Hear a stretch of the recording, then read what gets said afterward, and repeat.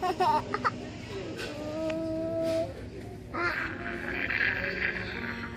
me a kiss.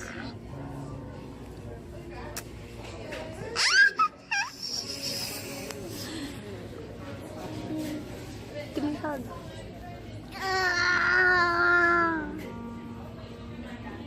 Best friends. Best friends? Yeah. Forever? Yeah. Forever? Yeah. Okay. Do you like a happy face? Happy face. I got cystic fibrosis. See, I've got cystic fibrosis. Hey everyone, it's Friday with Staying Salty. My name's Sabrina, if you didn't already know. And this week's topic is the biggest struggle that I've dealt with having CF. So I think everybody with CF all has their own ups and downs. And I think we all have different struggles, but at the same time, we also have a lot of the same struggles. I just think it differs from person to person because we all handle things so differently and we all experience things so differently. Love tonight.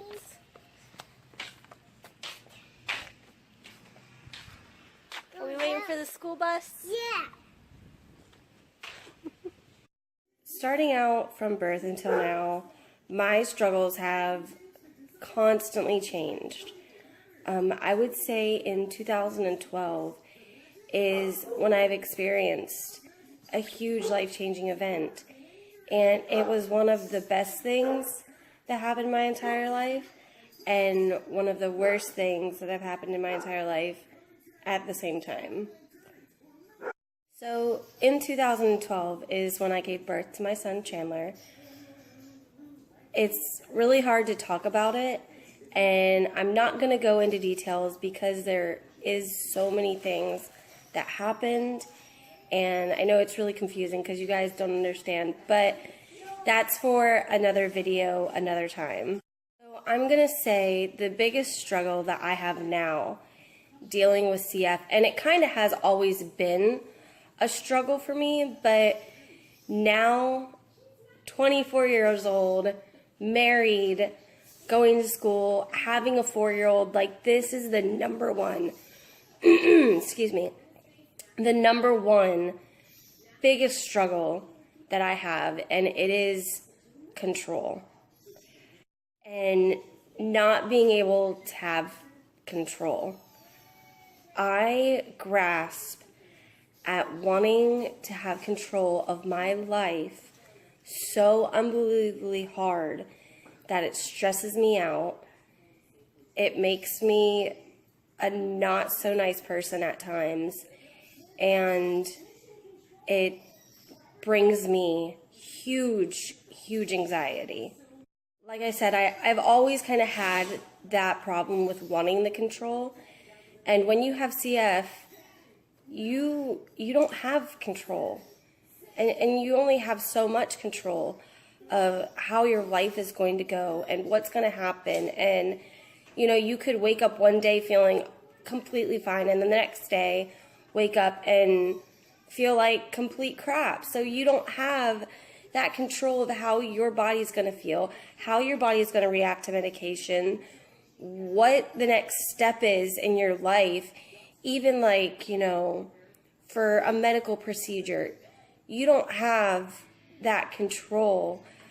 And I kind of feel like you're not given options as much as I would like, or it's not like, oh, they beat around the bush. They say, you should do this, but when really it's like them telling you.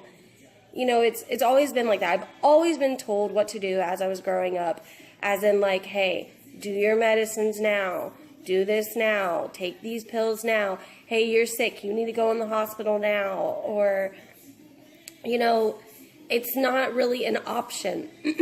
We are not given an option. I mean, or given an option, but if you want to end your life sooner, that's your only option. There really is no, like I said, there's no control when it comes to CF. We don't have control of our bodies. We don't have control of certain situations. And that is the hardest part for me.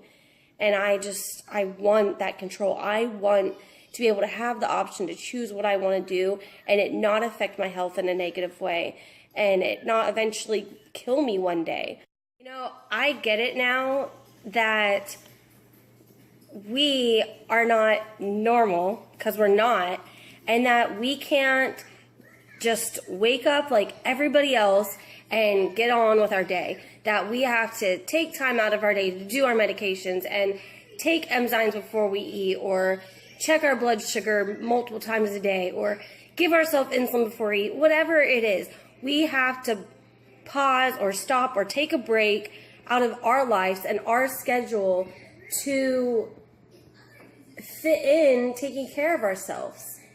And I feel like that in itself is kind of like losing control. Like, I don't want to have to do that. And I get it now. Like, I'm old enough to understand this is what I have to do in order to continue to live, continue to strive, continue to be a healthier person and live my life and be here in this world. I understand that, but it's like, it's still me not having control of what I want to do on a daily basis with my life.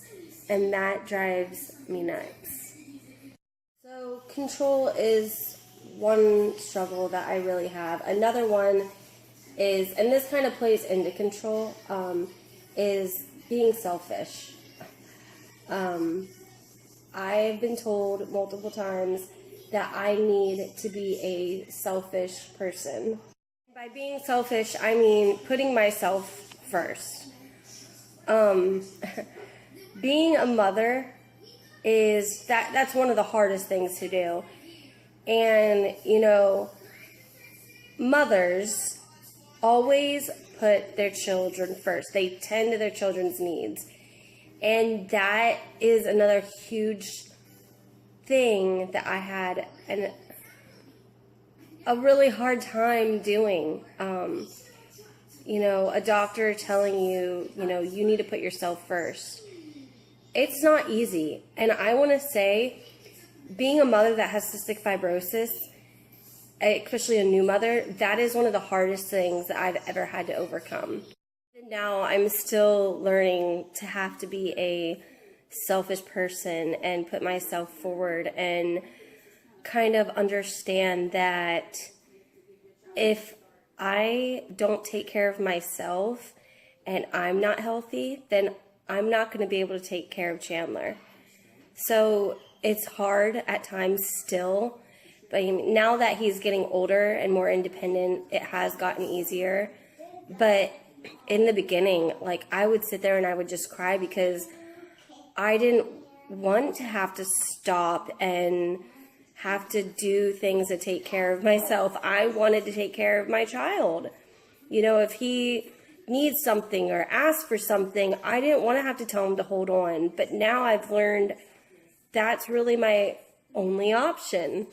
And, you know, you learn that, like I said, you have to be healthy and you have to take care of yourself before you can ever take care of somebody else.